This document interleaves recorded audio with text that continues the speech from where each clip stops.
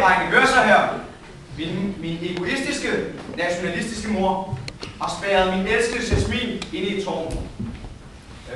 Det er nu jeres job at finde hende og bringe hende hjem til mig. Destinationen, vi har fået oplyst, lyder på det højeste tårn, den mørkeste dag. Og Peter her, han sendte i al hemmelighed gokkeblomst. Nej, for helvede, hun er gokkeblomst!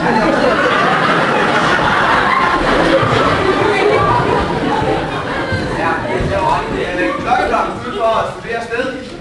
Og hun meldte tilbage, at der var 2 fangevogtere. Og der skal sgu bruges lidt til at snyde dem. Det skal der. Så jeg har investeret nogle forbedringer her, så vi kan se. Og ja, det får du. Og så...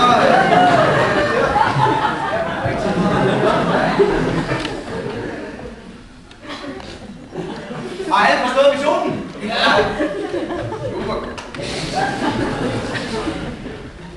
Vi skal redde Princess Bee, vi er det bedste, kan vi sige. Hey! En for alle 2 20'er!